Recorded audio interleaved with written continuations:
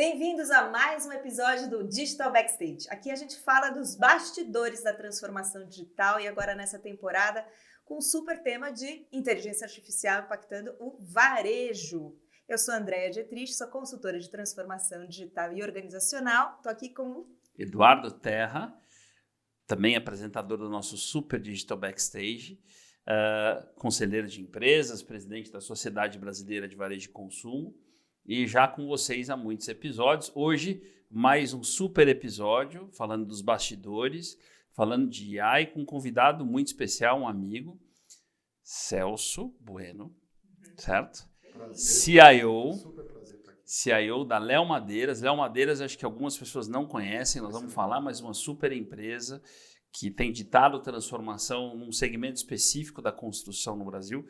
Faço parte do Conselho de Administração, com muita honra, muito orgulho. Estou ajudando o Celso aí numa transformação bacana. Vou dar um spoiler, algumas iniciativas de IA muito interessantes, uma jornada de transformação meio B2B.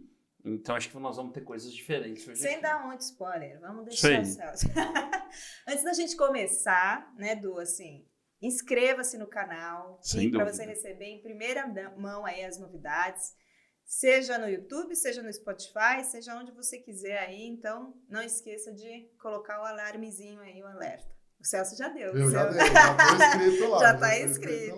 Bem-vindo. Conta um pouquinho pra gente, então, da sua trajetória no varejo, da sua história aí até hoje aqui, para a gente conhecer um pouco mais de você. Bom, primeiro, obrigado. Né? Uma honra estar aqui, um prazer estar aqui. Quando o Edu me ligou, eu fiquei super contente, porque está sendo uma parceria muito interessante lá. Acho que a gente vai falar um pouco aqui. Bom, eu tenho mais de 20 anos de TI e trabalhei em algumas empresas interessantes, porque fiquei 10 anos no Grupo Philips, né? Já fazendo B2B em 1998. Depois, o que eu digo para o meu time, tem que trabalhar numa consultoria. Isso aí. Tem que trabalhar numa consultoria. Tem que ser empreendedor um dia para entender o valor do... Fiquei 2 anos como consultor, aí fui fazer uma mega virada de transformação digital no Grupo GE, né? Que foi uma baita escola de liderança. Né? Na época que a GE era GE, né? Não é mais. Mas logo depois do Jack Welch. Então, peguei toda a gestão de Jack Welch durante 4 anos. Depois fui 6 anos como marketing e vendas, TI para marketing e vendas na Whirlpool. E aí foi muito interessante, foi aí que eu comecei a trabalhar muito mais forte com SaaS, VTEX, enfim, algumas coisas que a gente fez lá, Salesforce, então foi bem legal. Aliás, como a Whirlpool é uma escola de grandes executivos, são duas escolas, se eu puder tirar, são 2 escolas. GE, um nível de liderança fortíssima, compliance muito forte. E a Whirlpool, acho que em termos de agilidade é impressionante o que a gente fez em 6 anos lá. Depois fui trabalhar com startup. Ajudei uma startup do ABC Paulista a ser vendida para americano. Foi bem legal essa história. Hoje está aí na parte de iPaaS, que é uma coisa também super importante em TI. Depois fui fazer e-commerce numa automotiva, né? Primeiro e-commerce completo do Brasil, a gente fez em 44 dias numa automotiva, bem legal esse case. Com Hybris, com SAP, que era uma coisa que também muito difícil no Brasil. Depois fiquei 3 anos e meio no Grupo Ultra, né? Fazendo uma transformação digital aí no ramo de combustível, que também no Brasil. Onde nos conhecemos. Exatamente. Eu já via o que o Edu podia ser como conselheiro lá, né? Acompanhando lá a Extra Farma. E aí veio a conversa da Léo, veio o convite da Léo, que eu acho que foi muito acertada a aceitar essa jornada. É uma jornada muito diferente, uma empresa familiar, brasileira, 80 anos já, 81 para ser preciso. Muito legal, 81 anos. 81 anos de uma... Eu que eu brinco com a André, né? Com a nossa CEO. De uma lojinha no gasômetro para 120 lojas no Brasil. E alguns bilhões de faturamento. E alguns bilhões. Nós vamos detalhar um pouco aqui. E a jornada lá é um pouquinho diferente, ou muito diferente. Né? O Edu tem nos ajudado muito nessa mudança cultural. Antes de qualquer coisa, é uma mudança cultural. Muito bom. Vai ser legal conversar. E vamos falar um pouquinho da Léo antes de entrar em IA, né? O que a gente vende, o que a gente faz, que tamanho a gente tem? Bom, o carro-chefe é MDF, né? Então, madeira para marceneiro. Painéis de madeira, Painéis né? de madeira para marceneiro, mas a gente é o ponto focal do marceneiro no Brasil. Né? Precisa de ferragem. Então, grande parte das pessoas tem um produto da Léo em casa e não sabe. Exatamente. A gente não bota logo. Né? A gente não faz isso. Então, marceneiros, 120 lojas no Brasil. Algumas franquias, né? Lojas próprias, franquias associadas, que é um outro modelo diferente. Então, faturamento de loja própria tem matéria recente da nossa no valor econômico. 1,7 bi. E se a gente levar em conta toda a rede Léo, a gente chama de rede Léo, tá? uma grande rede trabalhando em conjunto, a gente está falando de 3,5 bi. Isso aí. Então, assim, eu estou muito animado com a Léo, porque acho que é importante falar, é uma empresa familiar, mas sempre muito na vanguarda de tudo que aconteceu no varejo, especificamente no material de construção. Vamos descobrir tudo isso. E um ponto adicional, não posso deixar de falar isso, cada MDF, cada parafuso que sai do nosso CD em Barueri, sai com nota fiscal. Coisa rara no Brasil. A Léo tem um protagonismo na formalização de um setor que era um detrator do chamado varejo formal brasileiro. Acho que tem um mérito grande isso. Né? Eu respeito bastante essa agenda. Bom, eu vou para a minha tradicional frase, vamos falar de IA, né? Essa segunda temporada do Digital Backstage é voltada para isso, pelos motivos óbvios, a gente sabe. Bom sobre isso. Opa, já falamos do meu livro, que daqui a pouquinho te fala dele, enfim, que tá indo super bem. Então, inteligência artificial no varejo, assim, o ano é muito sobre isso. E o que eu acho que é bacana, indo já para a pergunta, né, que a gente quer ouvir, dos exemplos de aplicação de IA, acho que a Léo tem alguns exemplos que não necessariamente tem a ver com IA generativa. Né? Acho que a gente sabe desde novembro de 22, quando teve a explosão no ChatGPT, se falou muito de IA a partir da IA generativa, onde a conversa com o algoritmo passou a ser em português, em inglês, né? Mas a IA vem muito antes disso e principalmente em aplicações que mudam um ponteiro, por exemplo, o SNOP, né, que é todo o processo de forecasting, de planejamento de compras. Então, vamos lá. A gente quer ouvir os exemplos e acho que você tem coisas bacanas para contar, né? Quando eu cheguei na Léo, a maior dificuldade que eu tive, que eu fiquei muito preocupado... Para quem está assistindo esse episódio e não viu o livro aqui, ó, o Celso já li. Legal. Super fácil de ler, isso aí. Muito simples, prático, né? Eu não gosto muito de livro teórico, né? Acho que é bem prático. A IA na Léo nasceu em 2017. Olha por isso que é importante a gente conceitualizar isso, 2017. E agora, acho que o maior desafio é a arquitetura. Né? Porque a gente está tendo que atualizar a arquitetura, porque a arquitetura de 2017 não escala. Um dos principais problemas hoje, e eu, né, graças a Deus, eu tenho bastante amigo na área. O que mais a gente fala é que a gente veio no Brasil brincando um pouco com a arquitetura. E essa arquitetura agora... Subestimando, né?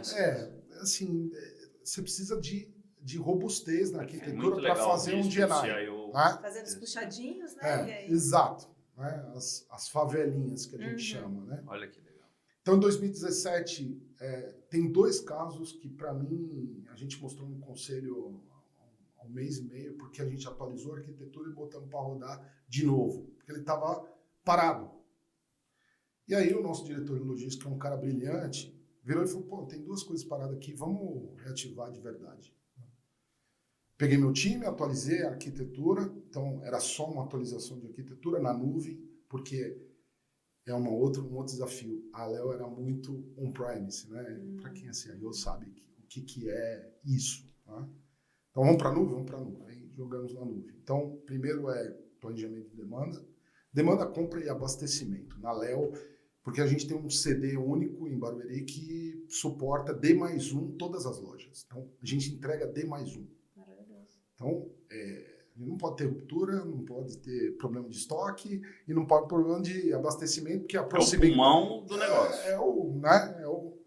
É o coração também do negócio. Isso, pulmão e o então, coração. Aí a gente colocou isso no ar e olha que louco, né? Na verdade, isso estava no ar e agora a gente está começando a medir de verdade as coisas. Né? O planejamento de demanda, a gente chama de sistemas compras Léo. Quando a gente começou a medir, só em ruptura ganhou 50%. Diminuição da ruptura. Menos 50% de ruptura de estoque. E qual foi a mudança? Só para a gente entender um pouquinho mais. A gente colocou algoritmos por trás que olha compra e demanda e vai fazendo todo o cálculo. Machine Learning Pro não tem nada a ver com IA generativa. IA generativa é um outro capítulo. Aquela IA raiz de algoritmo. IA raiz. Mas estava meio que... E a gente começou a medir esse negócio. Tá? 50% menos de ruptura. Olha aí. 10% mais de produto na loja, na rede como um todo. E 7% menos de estoque. Essa combinação... Que antes ficava tudo muito no Excel na mão. Né? Para uma margem baixa que o varejo, né, a gente vê isso toda hora, o varejo com uma margem baixa cada vez mais, alguns bons bilhões para quem fatura bi. Né? Então esse é o primeiro. Né? Agora, só ainda do primeiro, Celso, acho que é importante o pessoal entender. Claro que diferente de uma generativa, de um ChatGPT, a gente está falando menos de uma ferramenta pronta. Exato. E mais de gente trabalhando, construindo algoritmo, mais tempo, mais customização, mas que quando vem é um diferencial competitivo maior. Né? Então, nós estamos falando de uma consultoria, basicamente, sim, né? Que foi lá, modelou, aprendeu, entendeu. O código é nosso, então... Código proprietário, código proprietário, então... Porque, como isso é o coração, não faz sentido ter um SaaS nisso. Né? Então, não é uma toda a plataforma. Inteligência nossa, né, dentro de casa.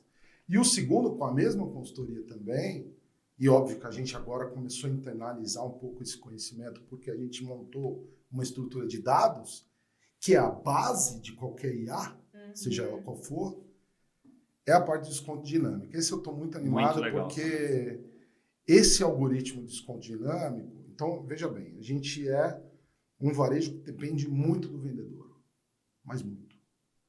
Né? Mas se não tiver vendedor, a gente fala que o vendedor é o concierge do marceneiro. A gente está digitalizando, que é o terceiro caso aí, que em breve a gente vai trazer resultado na veia com a nova plataforma que a gente está colocando para o vendedor. E aí tem D&I. Tá? Mas no caso do desconto dinâmico, a hora que a gente implantou de novo agora, faz 2 meses, a gente está segurando para não soltar rojão e fazendo com muito cuidado, porque aí é um algoritmo que olha venda de um ano atrás, então os pedidos de um ano atrás, e pedidos similares juntos, que é a melhor combinação.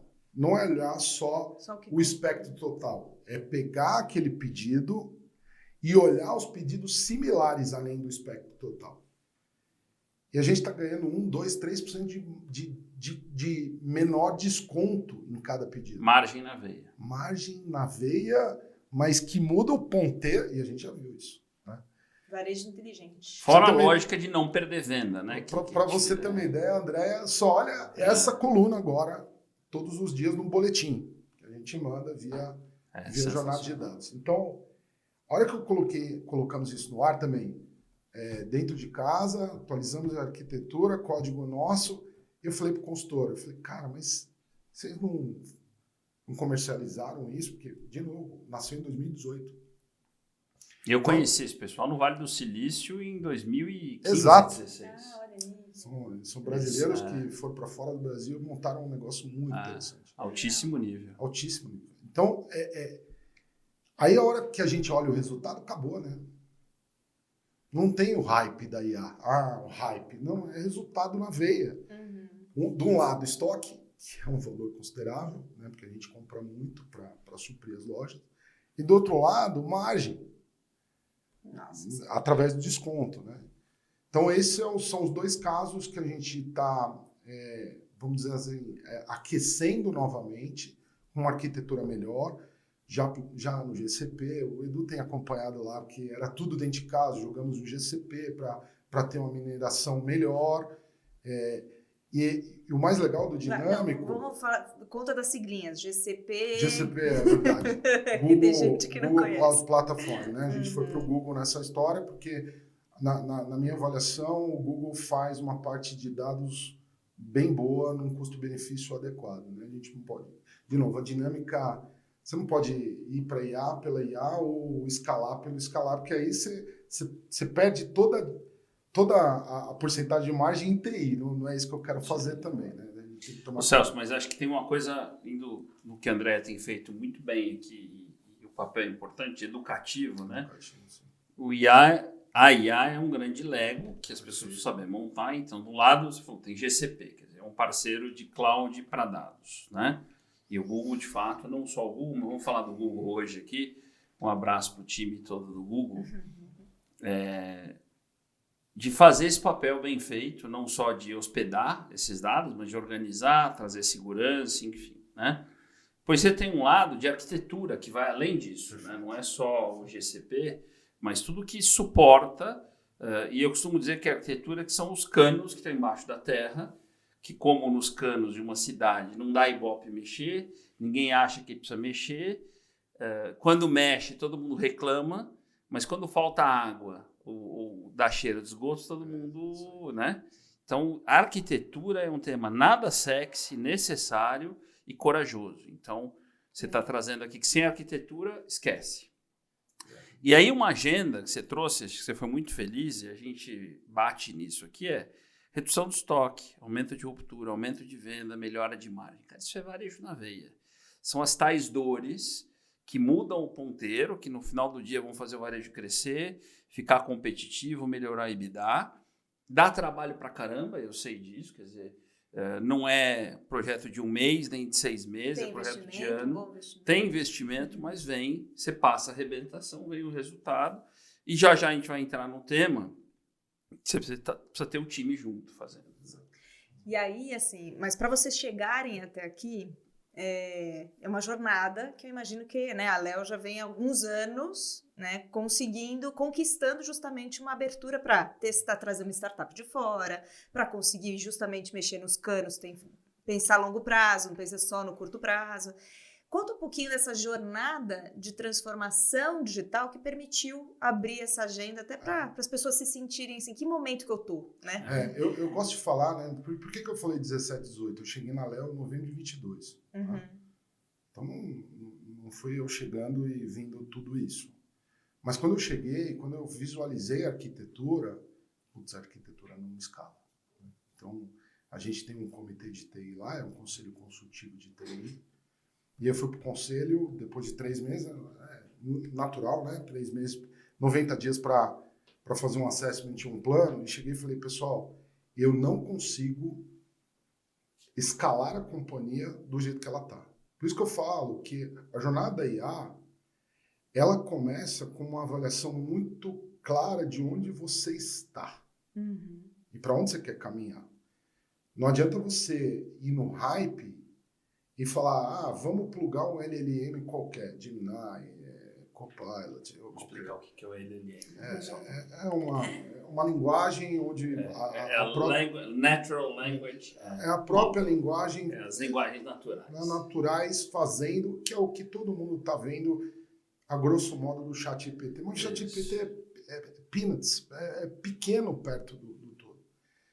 E aí vem um apoio, e por isso que eu tiro o chapéu para a Léo, vem um apoio do conselho, naquele momento do conselho consultivo, que era menor, o Edu entrou agora, mas era menor, e veio um apoio do conselho de administração, que também estava sendo remodelado, de falar, putz, a gente entendeu. Então você tem um cheque aqui para investir nessa arquitetura. Então a gente começou, eu digo que a IA, que começa com arquitetura, é a tríade, né? Processo de pessoas, tecnologia, você é uma pessoa de cultura, não tem milagre, é sempre a mesma coisa.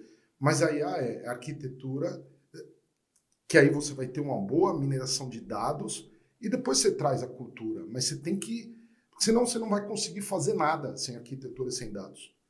Mas aí a cultura já está envolvida, inclusive quando você fala de arquitetura, Exato, porque senão sem dúvida, sem dúvida. você não consegue nem espaço para isso. Mas eu já tinha feito isso eu já tinha feito isso em outros lugares que eu passei. Uhum. E aí eu falei, gente, se a gente tombar rápido para a nuvem, lógico, não é gastar dinheiro à toa, mas sair um pouco da visão on-prime, sim, um pouco para a nuvem.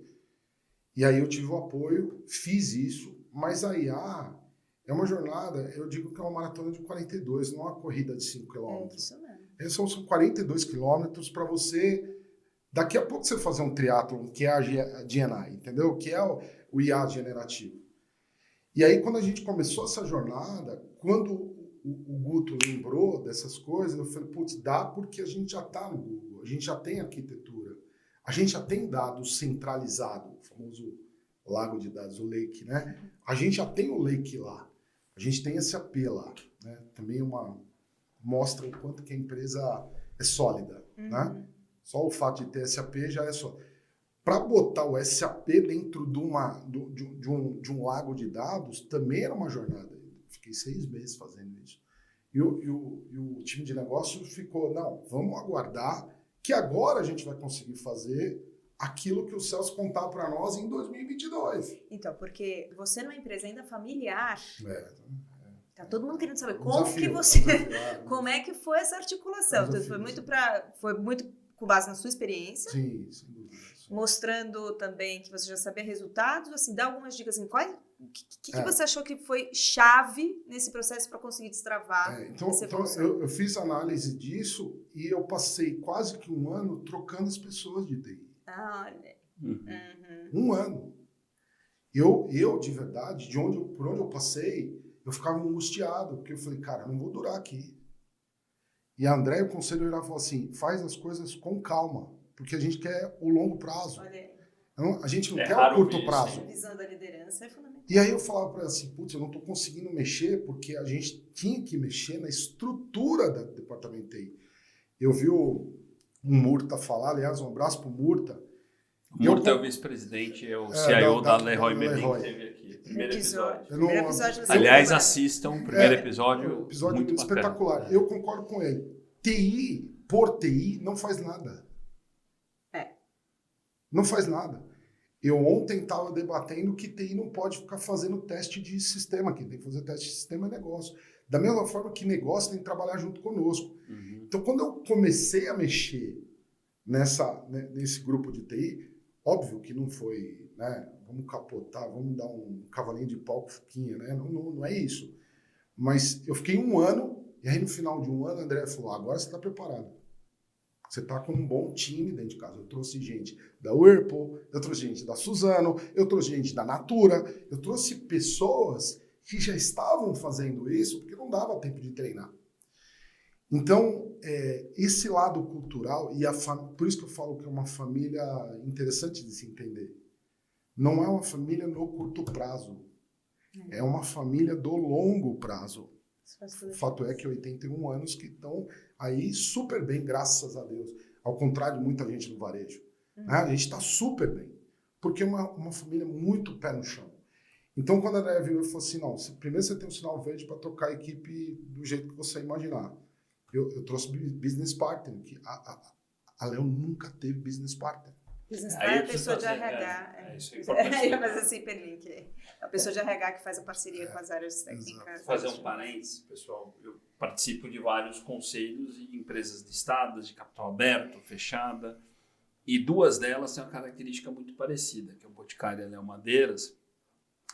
3, né? O Savenhago também tem essa característica. São empresas fechadas, capital fechado, visão de longo prazo. E aí, quando eu comparo com as empresas que abriram capital, e abrir capital não tem nada de errado, pelo contrário, é uma escolha, em algum momento é importante, né? Te expõe, enfim. Só que essas empresas acabam tendo uma visão de longo prazo interessante, né? Você não tem aquele trimestre que reportar e, de fato, ficar mostrando, né? Que tira um pouquinho dessa liberdade de pensar lá na frente. Bastante. Eu estou tentando medir as palavras. Bastante. Mas e aí, quando a gente olha, de fato, grupos, né? e quem está de fato gerando valor, você vê claramente empresas com essa característica. A gente está vindo agora com uma plataforma que é uma quebra de paradigma. Né? Quando nós fizemos o planejamento estratégico do ano passado, chegamos à conclusão que o Omnichannel é algo que a gente tem que meter o pé com os dois pés. Né? Omnicanalidade, proximidade. Porque no nosso caso, aí, Léo, a loja é importante, o vendedor é importante, isso. Mas o digital explodiu. Né? E a gente tem uma área de supply que dá para fazer. Na verdade, a gente vai agora colocar o Lala Move, agora um rapidão que a gente chama, que vai mudar o ponteiro para marceneiro. Porque o marceneiro está lá na obra, ele precisa de um negócio, nós vamos entregar lá na obra. Né?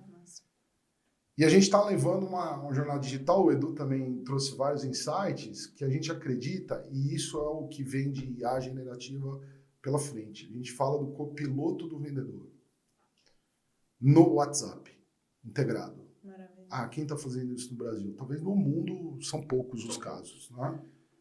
Muitas tentativas, ninguém ainda fez. Na RF a gente vê isso direto. Né? E a gente vai faremos juntos de novo lá esse ano. De novo, já está garantido. E agora com uma comitiva maior. Mudança cultural de novo. Né? Vamos para fora para ver o que está acontecendo lá fora. E quando eu falei a primeira vez na NRF, mas quantas pessoas? Vamos em 2. Agora vamos em 6. Né? Então, enfim. Ótimo. E aí, quando a gente fala de copiloto do vendedor, o que a gente já está testando e deve estar no ar, se Deus quiser, até dezembro, é uma IA como copiloto do vendedor de verdade. Não é para tirar o trabalho do vendedor. A gente não acredita nisso. A gente não quer isso. Deixa o melhor para o vendedor, o relacional. Ele quer o core. O core é o relacional. Mas o que ele já vai ter no WhatsApp para responder para aquele cliente dele, já vai vir com IA. A gente está com essa plataforma trabalhando em 2 IAs. Uma IA OpenAI para enriquecimento de produto, né? de cadastro, melhorar cadastro e SEO e tudo mais. Que a gente viu alguns exemplos. E o copiloto do vendedor, eles estão fazendo direto com o Bedrock da Amazon, porque a plataforma é em cima da Amazon. E a gente começou a fazer pilotos, quando a gente mostra internamente para a área de operações, os caras ficam, quando? A gente estava fazendo o piloto com calma para também não ser uma experiência E os vendedores ruim. Não se sentem... Precisa tomar cuidado com isso, não se sentir ameaçados. Até o desconto dinâmico seria, entre aspas, uma ameaça. Porque o desconto dinâmico, ele sugere o desconto que você vai dar para o cliente. Mas quem faz franquia tem que tomar todo esse cuidado. Exato. Mas aí, quando o vendedor vê que ele vende mais, a margem melhora, o bônus dele melhora, por que não? Why not? Né? Mas tem um desafio cultural. Tem, óbvio. Né? Então, começa com algumas, mostra tem uma IA boa. E a última IA, até para fechar esse ponto, que a gente fez há 2 meses atrás, foi na parte de desenvolvimento. A gente tem uns códigos internos de alguns produtos digitais, que é muito do setor, que não dá para comprar na prateleira, não dá para ser SaaS. Então, o plano de corte nosso, por exemplo, é um código super complexo. Corte de madeira. Corte de madeira. Você faz o corte do jeito que você quiser, manda para a Léo corta. Tá. Esse é um código muito complexo. Eu tenho lá alguns desenvolvedores indicados. Aí, quando eu cheguei, eu falei, como é que vocês analisam as mudanças do código? Na mão, chefe. No GitHub, vai lá. Aí eu chamei uma consultoria também, e aí é uma dica, né? Você falou de dica, é uma dica. Dicas são boas. Nem sempre é desenvolvimento dentro de casa. Eu há muito tempo eu já não penso mais assim. Concordo. Vamos fazer dentro de casa. Tem coisa que sim, é dentro de casa, mas tem coisa que não. Que é o que você falou, dado. Chama alguma consultoria que já está fazendo isso. Aí eu chamei uma consultoria que está fazendo análise de código com IA, com o OpenAI. Aí a gente colocou código de programação. Exato. Aí a gente falou, então tá bom. Qual é o principal código complexo que a gente está tendo problema? O plano de corte. Chamei o Tech Lead, chamei o líder de tecnologia desse código e falei, vamos testar com a consultoria uma análise de código com IA, com cockpit de IA totalmente automatizado. Ele falou, não vai acontecer. Aí tem uma mudança cultural também dentro de TI. Que a gente tem que... Sim. E aí a gente fez uma POC. Em 48 horas, eles mostraram a vulnerabilidade do código. Olha. Apertando um botão. E isso eu vi porque eles plugaram o mecanismo de IA deles. Depois que o você IA pluga generativo. da Play, ele... Da Play, chama Cockpit de IA, da Play. Um grande colega me ligou e falou assim, cara, a gente tá com esse caso, testa. Um cara que mora na França hoje, que eu acho que você deve conhecer, Felipe Descoffier, que era da DASA. Cara brilhante, ele falou, cara, testa. Se não der certo, você não paga nada. E aí testou, 48 horas depois, o time de desenvolvimento não acreditou na análise que o código fez. Então, a IA não vai tirar o trabalho.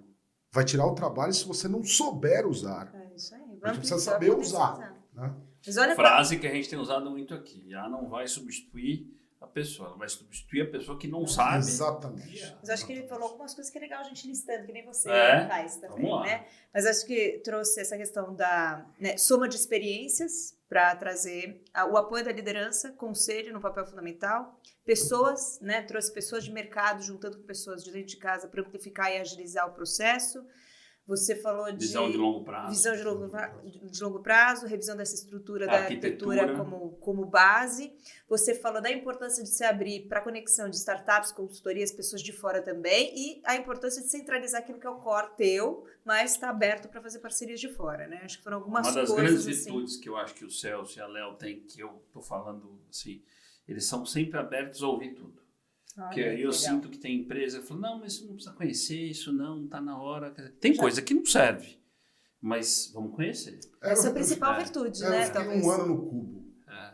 Isso é exatamente. Então, quando eu fiquei um ano no Cubo sozinho, que foi uma iniciativa... O Cubo, para quem não conhece, é um espaço do Itaú de inovação aberta, que é um grande celeiro de startups em São Paulo. E aí me colocaram lá meio que para abrir para o Open Innovation e tal, numa grande multinacional, e eu fiquei lá um ano, sentado lá, vivendo aquele ecossistema. E eu tenho falado isso para a Andrea. A Andrea já fez uma iniciativa de Open Innovation, a Andrea, CEO da Léo.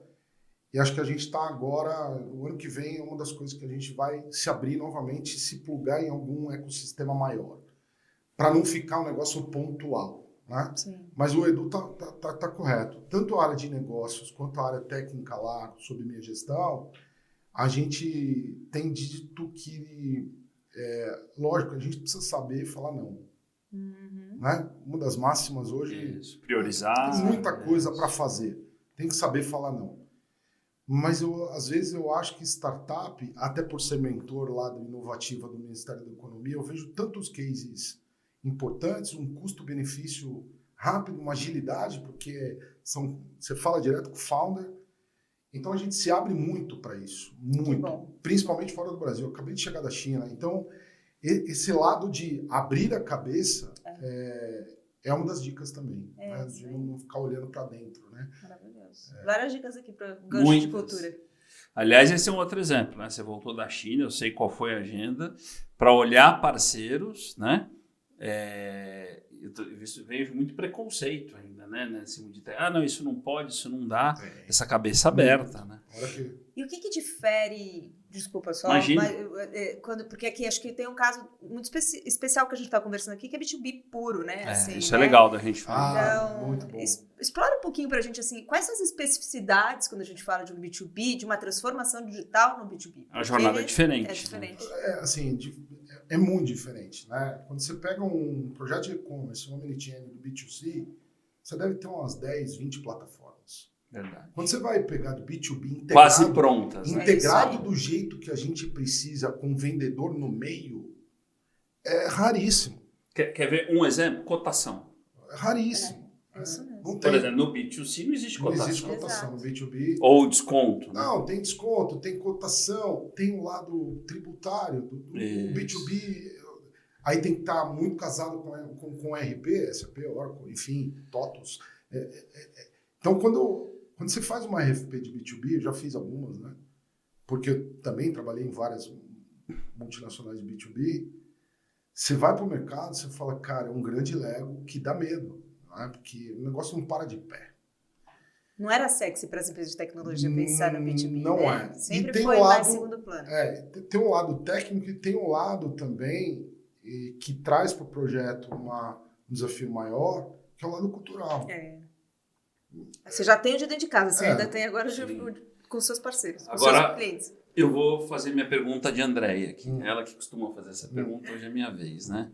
A gente tem feito... É verdade, é bom a gente inverter.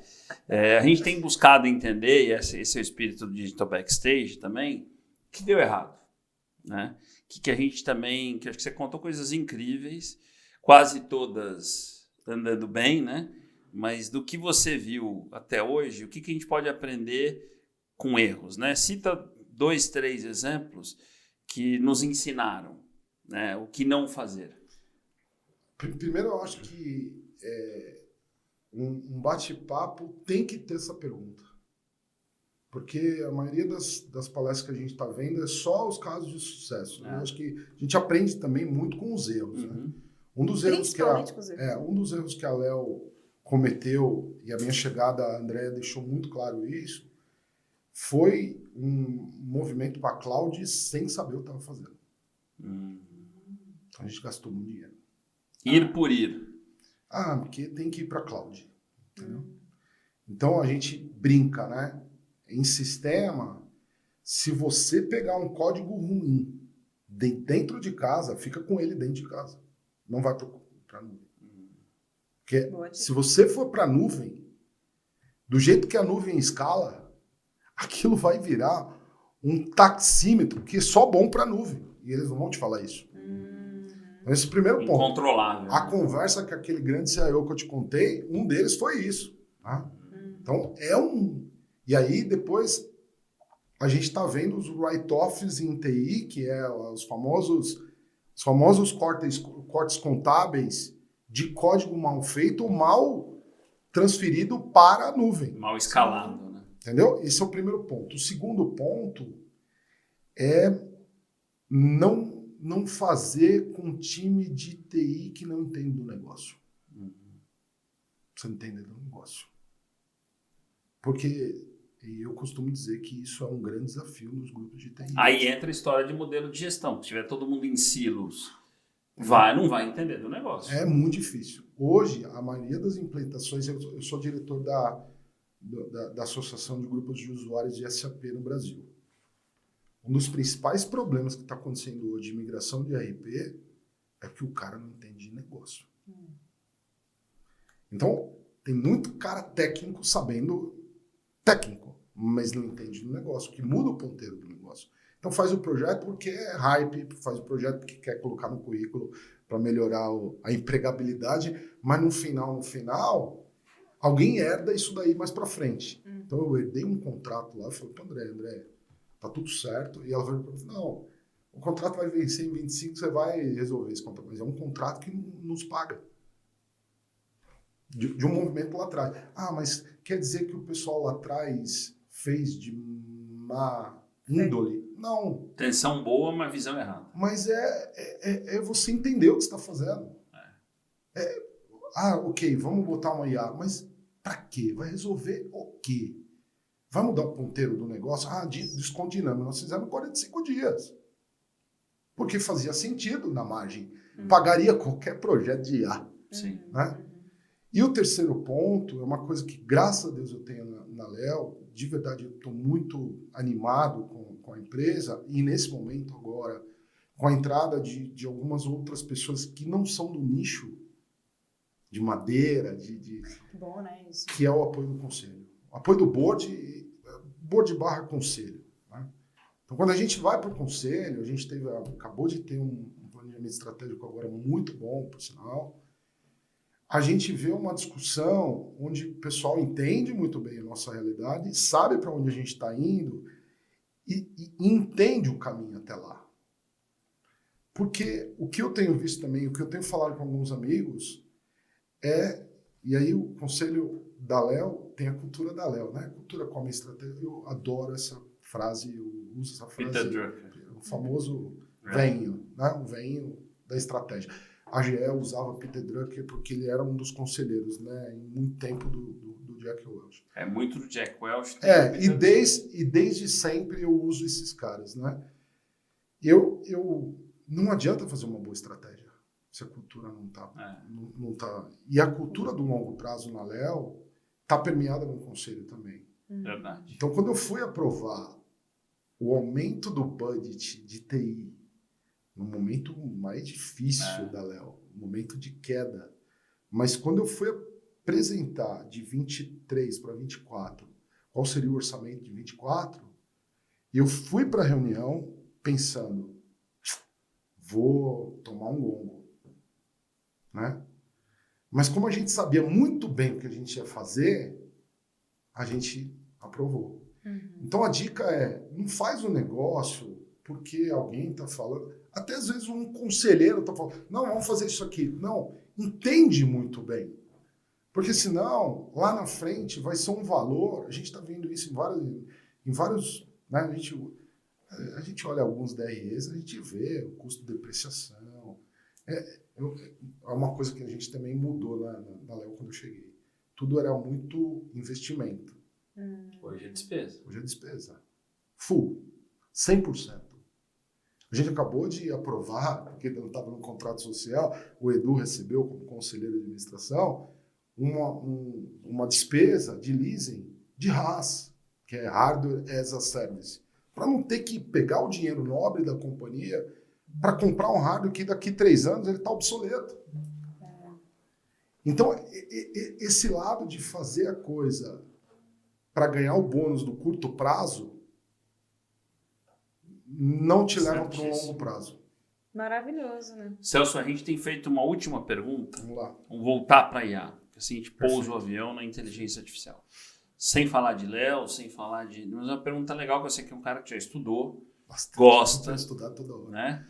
Aonde você acha que a gente vai com essa inteligência artificial nos próximos 3, 5 anos? Né? Quer dizer, muita gente tem... Óbvio que dá um frio na barriga, tem uma questão de ética, de limite...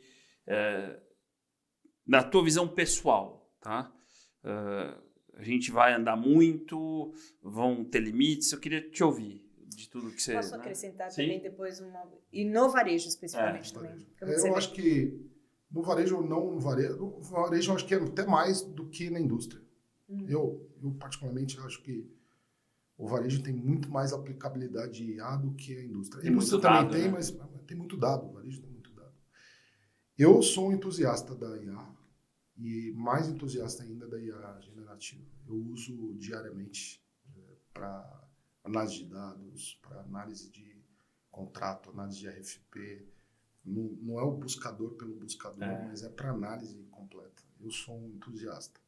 E eu eu quase que tenho relativa confiança, certeza ninguém entende nada, mas a IA ela vai acelerar muitas mudanças a partir de agora. Muitas mudanças. Agora, vai precisar ter a mente aberta, né? Porque ela traz uma mudança considerável desde que nasce os projetos. Por que a gente está fazendo esse projeto? Né? A IA ela pode ajudar, inclusive, na tomada de decisão da história. Que demanda o ser humano então, na por sua exemplo, essência. Por exemplo, discutimos isso no planejamento estratégico, eu concordo de número grau com você, e nós estamos preparados lá em 2025 para fazer isso. Inclusive, você vai ver sexta-feira que entrou no roadmap, que é o nosso GenAI privado. Temos que meter a mão nisso. Quer queiramos, explica um pouquinho, que é a inteligência Vamos lá. artificial generativa Hoje, se própria, você né? colocar alguma coisa na rede, e aí tem que ter o cuidado da privacidade, a gente não é listado. Tudo que você colocar na rede vai para todo mundo, você está enriquecendo a IA. O teu chat GPT é privado. Tem o privado e o público. O que eu gostaria de estar começando a investir, e graças a Deus a André já por ter a cabeça aberta, ela falou, já coloca no roadmap do ano que vem. De a gente ter um chat GPT, um OpenAI, um Gemini nosso, privado, onde a gente pode colocar absolutamente tudo. Eu vi 2 casos agora, pouquíssimo, depois eu posso te compartilhar, porque eu sei que você gosta de case, do mercado de desenvolvimento de medicamento, que privacidade é muito forte. Eles estão fazendo isso com GenAI privado em larga escala. E eu acho que o varejo pode beber dessa fonte. Né? Então, eu acredito na IA como auxiliador de qualquer atividade. Não faz sentido uma empresa de finanças hoje, ou um departamento de finanças hoje, não ter gente minerando dado com Python. Não faz sentido não ter. Tem que ter. A gente fala muito que cada departamento, cada função vai ter o seu... Tem que copiloto, ter o seu copiloto. Então, assim, não é uma área de marketing. E para desenvolvedor de TI, então, meu Deus. Total. Esses dias a gente fez um teste. A linguagem do SAP é ABAP. Pouquíssimas pessoas conhecem, só quem conhece o SAP. Aí tinha que fazer uma função lá, que tinha que fazer um programa, porque o SAP ele é muito estanque, é alemão, né? Aliás, que eu acho que está corretíssimo. O standard do SAP é o standard do SAP. Quisera todos os negócios conseguissem ficar no standard. Customização. Às vezes não conseguem, mas ok, né? Trabalho com SAP há mais de 15 anos. Mas aí teve um programador lá e falou, cara, eu não estou afim de fazer esse programa não. Abriu o ChatGPT e falou, programa para criar esta função através da tabela SM16. Brum. Então, assim, o cara que não usar isso hoje...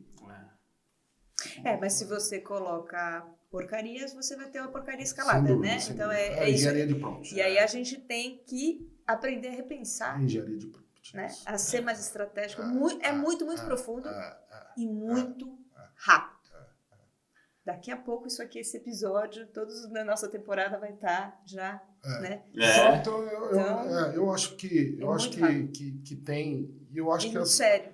E eu acho até que não vai parar os anúncios. Tem muita gente, tem muito dinheiro nisso. Tem. Em todos os lados. Em todos os lados. Em nuvem, em hardware, em soluções, em desenvolvimento, uma indústria... Então, não tem como parar. Agora, tem um lado privacidade, o lado ético. Sim, como tudo na vida, né? Como tudo na vida. Então, eu sou entusiasta. Eu acho que a gente vai ter condição de trabalhar melhor, aliás. Né? Hoje, uma transcrição de reunião precisa ser feita por uma secretária. Sem dúvida. Aliás, quem quiser usar um mapa mental digital, inteligência artificial, você já pega esse episódio, coloca dentro do mapa digital, do mapa de inteligência artificial generativa, e a gente dá todos os tópicos principais dessa conversa em 2 segundos. E a gente pode fazer os nossos posts e tudo isso. Muito bom. É muito bom. Né? Vamos lá. Obrigada. Então a gente tá... Olha, passou rápido, estouramos o tempo. Não, eu estava aqui processando, filosofando, já pensando, nossa, a gente precisa fazer um outro de futuro do trabalho, de como que é você... Enfim. Papo maravilhoso. Obrigada, Celso, foi incrível. Vocês, várias inspirações. Estou aprendendo bastante com esses podcasts aqui, videocasts. Então, é isso. Se curtiu, compartilha com quem precisa ouvir isso, porque a gente está precisando acelerar esse processo de transformação no varejo, no mundo, no Brasil, né? Obrigado, gente. Até o próximo episódio. Tchau, tchau.